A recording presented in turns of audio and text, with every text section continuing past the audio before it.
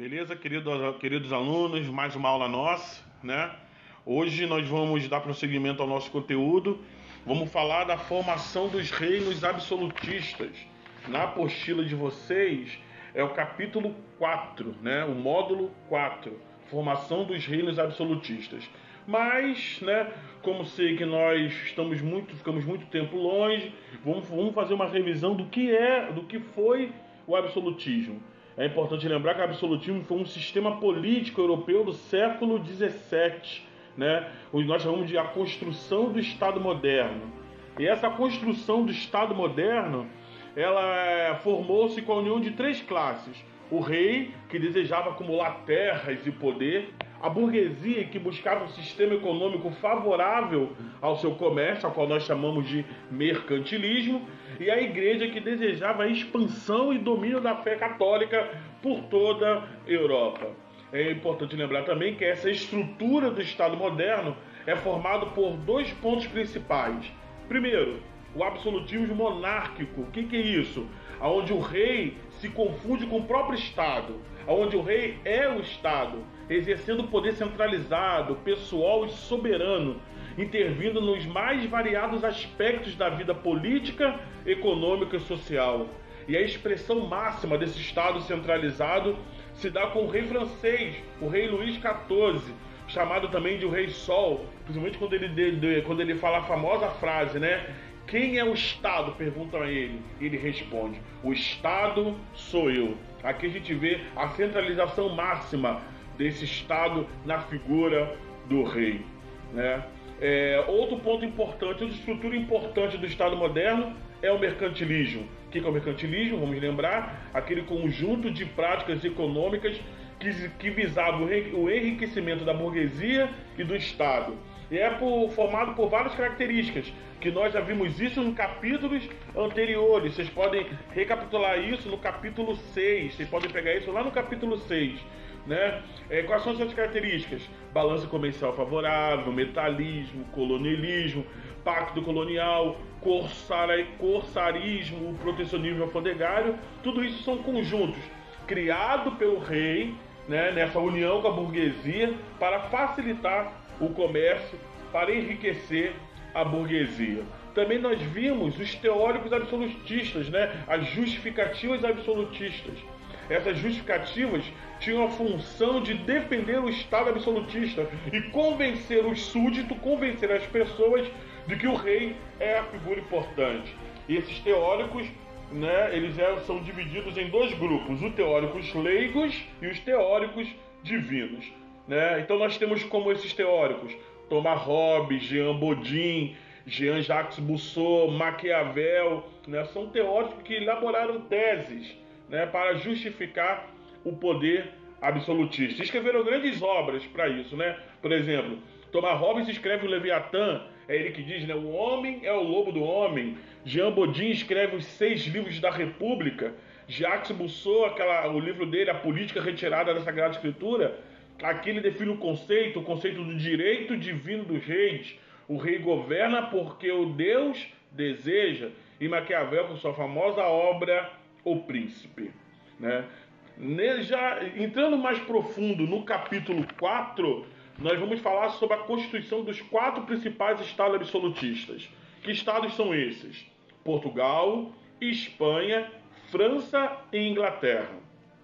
Mas nós vamos fazer isso de forma pausada.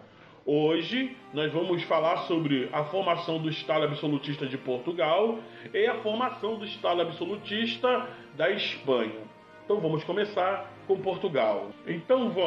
O Estado absolutista de Portugal foi considerado o primeiro reino absolutista europeu, e a sua centralização remonta ao antigo condado de Portucalense do século XI, território que pertencia ao Reino de Leão, atual Espanha.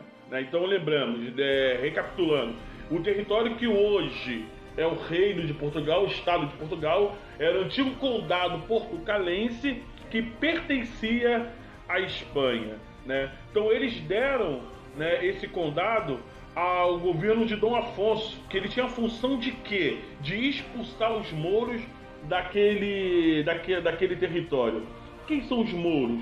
Os mouros eram os muçulmanos, também chamados de infiéis, né? Então Dom Afonso, numa guerra chamada Guerra da Reconquista, na Guerra dos Matamouros, no dia 25 de julho de 1139, consegue expulsar os mouros, consegue expulsar os muçulmanos do condado portucalense.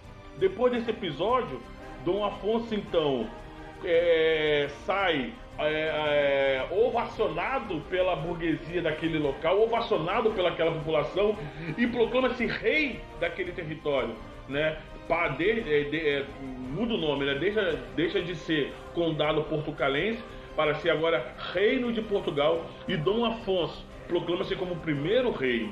Contudo, com a morte de Dom Afonso, abre-se uma possibilidade do reino ser entregue de novo ao reino de Castela, ao reino espanhol. E diante dessa possibilidade, o povo uniu-se a João de Avis, que era um irmão bastardo de Dom Afonso, e numa revolução chamada Revolução de Avis, expulsa os castelhanos, os espanhóis, e então consolida-se assim o reino de Portugal. Devemos lembrar que o Dom João de Avis, né, ele era o irmão bastardo de Dom Afonso, mas a população, temendo que aquele território voltasse à jurisdição da Espanha, né, eles vão dar o reino então para o irmão bastardo de Dom Afonso, nessa revolução que nós chamamos de Revolução de Avis. Dom João ganha, expulsa os castelhanos e é coroado como rei Dom João I, e junto com a nobreza e a burguesia centraliza o poder em Portugal. Então, recapitulando, dois fatos importantes para a formação do Reino de Portugal que não pode ser esquecido. Primeiro, a Guerra da Reconquista, a expulsão dos muçulmanos, dos mouros, né, de Portugal, e a Revolução de Avis, que consagra Dom João I como rei de Portugal. Assim, então, é centralizado o Reino de Portugal. Logo depois, vamos ver agora a formação do Reino da Espanha, né? E como que começa o Reino da Espanha? Muito parecido com os episódios ocorridos em Portugal, né? Dois fatos podemos também elencar aqui: Guerra da Reconquista, expulsão dos mouros, e o casamento dos reinos de Aragão e de Castela, o casamento de Fernando de Aragão e Isabel de Castela.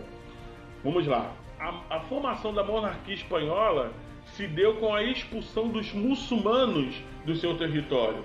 É importante lembrar que nesse período a Espanha era toda fragmentada, toda dividida em diversos reinos: Reino de Aragão, Reino de Castela, Reino de Navarra, né? E outros pequenos reinos, né? Isso dificultava a expulsão dos muçulmanos.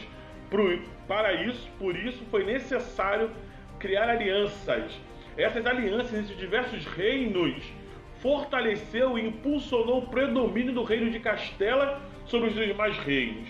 E o ponto mais alto desse processo foi quando, então, no fim do século XV, quando a Espanha foi unificada por meio do casamento de Isabel e Fernando, e os mouros foram então expulsos em 1492. Então, a formação da monarquia espanhola está centrada em dois pilares. Primeiro, expulsão dos mouros, também chamada Guerra da Reconquista. E segundo pilar, para expulsar os mouros foi necessário o quê? O casamento dos reinos de Isabel, né, e casamento de Isabel e de Fernando, do reino de Aragão e de reino de Castela. Com o casamento fortaleceu-se a monarquia, expulsaram os muçulmanos e centralizou-se então o reino espanhol, né? Só para a gente terminar, é importante ressaltar que os reinos de Portugal e os reinos de Espanha também são chamados de reinos católicos, porque a igreja esteve sempre envolvida nesse processo. Afinal, falamos de expulsão dos muçulmanos para predomínio do catolicismo. Ou também podemos chamar de monarquias ibéricas, por causa da sua geografia. Ali estamos na Península Ibérica. Para terminar o nosso conteúdo, galera, e a gente fixar todo o conteúdo, vou deixar no plural, vocês já podem buscar os exercícios referentes a esse assunto, né? Especificamente no capítulo 4, do módulo 4, a formação do Reino de Portugal e a formação do Reino da Espanha. Até a próxima, galera. Um abraço.